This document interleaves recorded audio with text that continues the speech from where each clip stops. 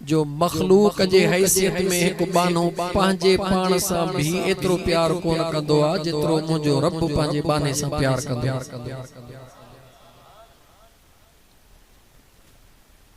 जेंजे सबूत में एकड़ो सबूत मा पांजे महबूब रहमतल लिल आलमीन सल्लल्लाहु अलैहि व आलिहि वसल्लम जे पाक जुबान मा उहे पाक निकतल लफ्ज़न के दोहराया तो मुझे मदीने जे ताजदार सल्लल्लाहु अलैहि व आलिहि वसल्लम फरमायो तो मुझो रब तो फरमाए ऐ मुझा बाना जदे तू मा अल्लाह रब्बुल आलमीन जे तरफ इरादो करे एकड़ो कदम वधाइंदो है तमा रब्बे जुल जलाल जी रहमत दह हथ वधी तुजो इस्तकबाल कंदी है। सच्चाई छुप नहीं सकती, सच्चाई छुप नहीं सकती, बनावट के उसूलों से खुशबू आ नहीं सकती कभी कागज के फूलों से। ऐ हजरत इंसान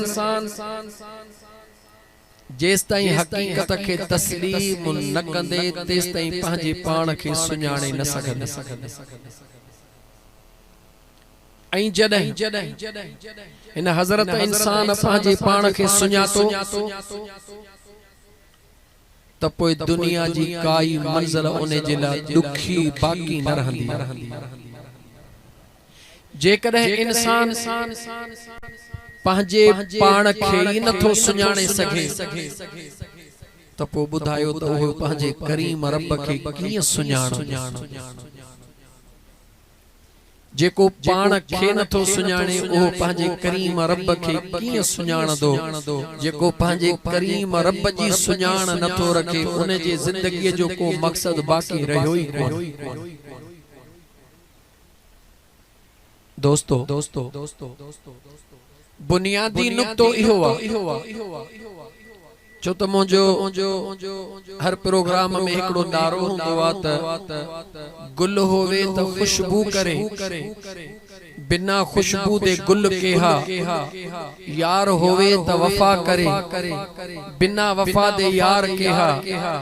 दीन दा जलसा होवे तो कल्ब दी कट लहे वरन जलसे दा फायदा ही। दीन जो जलसो हुजे, जिक्र जी महफिल हुजे, दुरूद जी महफिल हुजे, दोस्त ये कियां थो सके थी सके त मींह वसंदो हुजे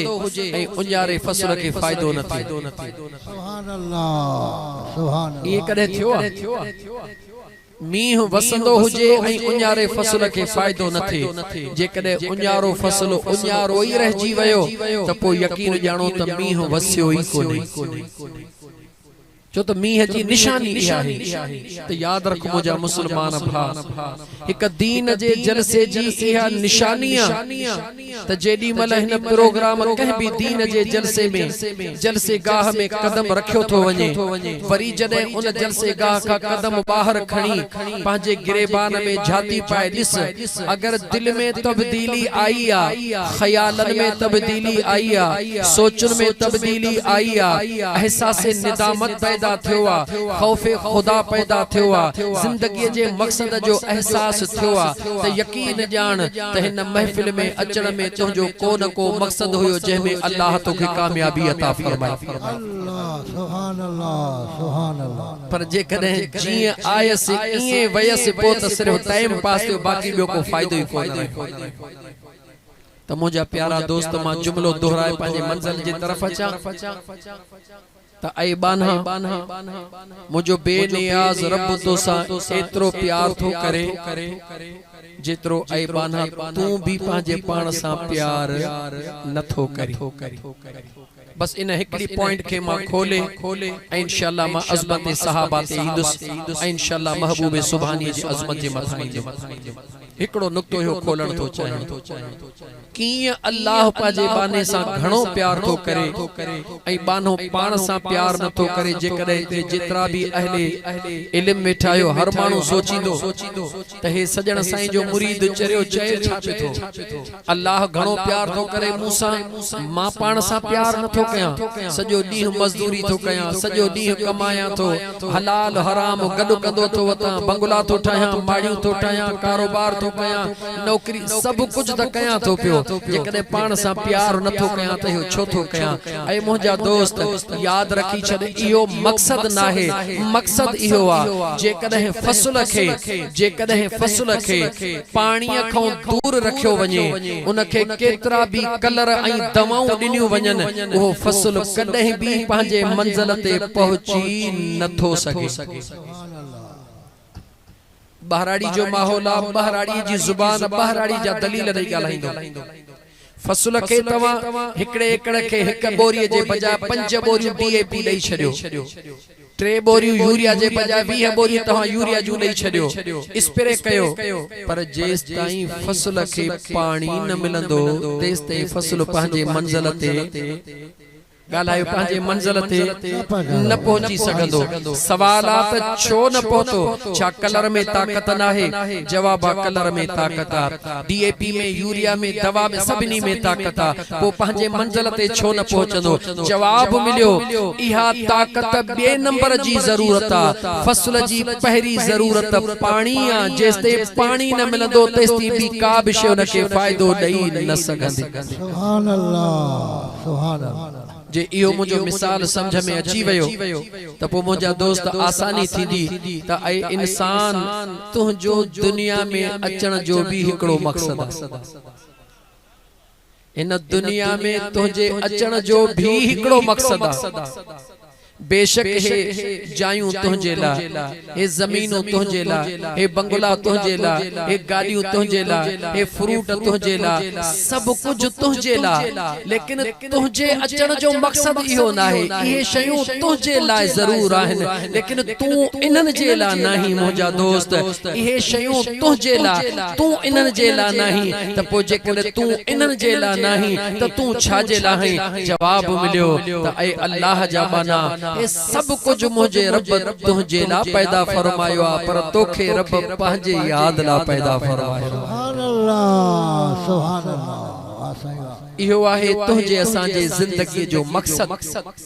जेस ताईं इन मकसद के फॉलो न कंदासी इन मकसद के न समझंदासी मोजा दोस्त तेस ताईं इन जिंदगी जो जिंदगी बेबंदगी शर्मिंदगी तेस ताईं शर्मिंदगी खां सवा कुछ भी न मिलंदो तो जुमलो सागियो मोटी आयो तो मुझो अल्लाह तो असा सा प्यार करे तो एतरो जो तू असा पांजे पाण सा भी एतरो प्यार कोन था कयो इजाजत दियो तने जुमले के हाने बिल्कुल वाज़े करे खोलिया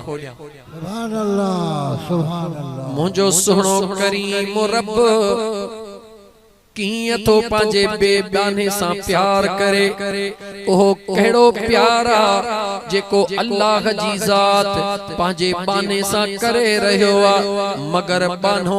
पांजे पाण सा को न करे रहियो आ अचो त अल्लाह जे जात के आडो रखो मुझे बेनियाज रब जे जात बाबरकात तो असा के अमड़ जे वजूद में जी आलम अरवाह मा पांजे हुक्म सा पहुंचायो त अल्लाह जे जात तुझे मुझे जरूरत के दिसंदे पहुंचायो बाद में पहरे अम्मा जे वजूद में अल्लाह जे जात पांजे कुदरत सा उहे स्पेस बनाया अम्मड़ जे वजूद में तवा सा के जे ग़िज़ा जी जरूरत हुई अल्लाह जे जात बाबरकात तवा सा जे जरूरत के पूरो करण जे ला तवा सा जे जीजल अम्मा के अल्लाह ओए शयूं खाइण पियण जी तौफीक अता फरमाई जी असा तवा दुनिया में आया सी मुझे अल्लाह जे जात के खबरा त मुझो बानो जी दुनिया में पहुंचदो इन के खाइण जे ला नंद को न होंदा इन के रड़ियों करण जे ला जुबान एतरी वडी न होंदी अल्लाह जे जात अम्मा जे सीने में तुझे मुझे ला इंतजाम पैदा फरमायो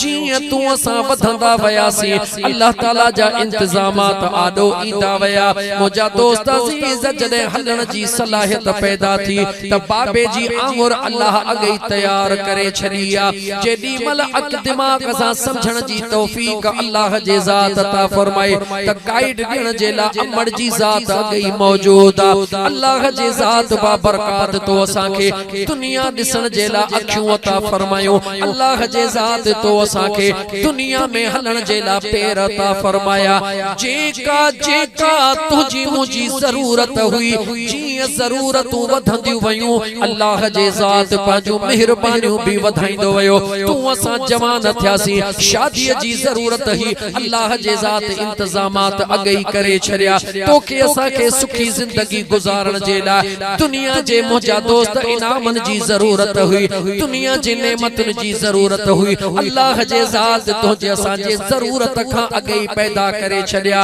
यानी जेका भी तुझे मुझे जिस्म के जरूरत हुई अल्लाह जे ज़ात बाबरकात तो असा सा प्यार कंदे ओहे सभई शयूं अगवाट बनाए छड़ियूं पैदा करे छड़ियूं तात मुझे माने के हासिल करण में काई तकलीफ ना चे दुनिया जो भी दस्तूर आ जेको जैसा प्यार कंदो आ उन जे लाए तमाम शयूं अगई तैयार कंदो आ जेको प्यार न कंदो आ उन जे ला कुछ भी तैयार न कंदो आ अल्लाह जे प्यार जी अलामत अल्लाह जे प्यार जो सबूत आ मुझे खुदा सब कुछ तो मुझे ला तैयार कयो लेकिन खुदा जा माना जवाब दे हाने तुझे मुझे मथा सवाल पैदा थियो तुझे मुझे जिस्म के तो असा के मालूम हिकड़े दी कब्र में पहुंचणो आ सुभान अल्लाह आहे को हिते जेको दिल में ख्याल करे तो न के कब्र में नाहे वणो कोई हिकड़ो आहे जेको इए चवे मुखे कब्र में नाहे वणो तो असा के खबर तो असा के कब्र में हलणो आ तो असा के खबर उन कब्र में सवालो जवाबात थियणा हन तो असा के खबर उनन जा जवाब दियणा हन तो असा के खबर उन कब्र जे अंदर अमड़ भी गद कान हलंदी तो असा के खबर त बाबो भी गद कोन हलंदो तो असा के खबर त दोस्त भी गद कोन हलंदा तो असा के खबर त मित्र माइट भी गद कोन हलंदा जरूरत तुझी ऐं मुझिया कब्र में तोखे मुखे हलणो आ जडे त खबर त उन कब्र में सवाए सालिह अमलन जे सवाए नेक अमलन जे गुजरान ॾाढो ॾुखियो आ मुंहिंजा दोस्त अजीज जे कदे तू असा पंहिंजे पाण सां प्यार कयूं था यकीनन पो इन तन्हाई वारी महफिल ला तो असा जरूर कुछ न कुछ तैयार भी कयो हुंदो सुभान अल्लाह अल्लाहु अकबर नारे रिसालत या रसूल अल्लाह नारे हैदरी दोस्त आऊं किथे तकड़ में त न पियो ॻाल्हायां तव्हां असां खे ख़बर आ त कब्र में हलणो आ ऐं उते कब्र में रब्बे ज़ुल जलाल जे हुक्म सां सवालो जवाब थींदा ऐं उन कब्र जी जेका ज़रूरत आ कहिड़ी आदा मानी बंगलो गाड़ी न मुंहिंजा दोस्त इहे दुनिया जूं ज़रूरतूं हुयूं इहे दुनिया जूं ज़रूरतूं हुयूं इन्हनि खे बि पूरो करणो हुयो लेकिन उन दुनिया जूं ज़रूरतूं जंहिंमें थोरो टाइम रहणो आहे कोई बिचरियो नाहे मुसाफिर थी आयो मुसाफिर थी रहणो जदे तोखे मुखे यकीन इन घर में हमेशा जे ला रहणो नाहे इन घर में मुसाफिर जे हैसियत में रहणो जे घर में मुसाफिर थी रहणो कंहिंखे 10 साल कंहिंखे 20 कंहिंखे 30 कंहिंखे 40 50 100 125 खां मथे कंहिंखे भी गालिबन कोन रहणो जे घर में आरजी टाइम रहणो उन जे ला जे कदे फ्रिज नाहे फ्रिज के हर सूरत में हासिल करनो जे करे एसी नाहे एसी के हासिल करण जी मुजा दोस्त कोशिश करनी बिजली नाहे बिजली जी कोशिश करनी पानी नाहे नलको लगाइणो छो त इन शैन जी जरूरत जे घर में आरजी वेठा हो उन घर के इज्जत सा गुजारण जे ला उन जे जरूरतन के पूरो करनो चरियो नहीं मुसलमान अटे जो पा रोज खाई रहो खुदा खुदा जे वास्ते गौर कर उन घर जो याद छो न थो करी जे घर में तोखे आरजी तोर न पर तमाम घणो अरसो रहणो आ। सुभान अल्लाह सुभान उन घर के याद छो न थो करी चरियो त नहीं दुनिया में त चरियो उनके चवंदा हो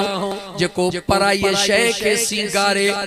पंहिंजी खे निधण को करे छॾे जंहिंखां पुछंदे चवंदे चरियो आ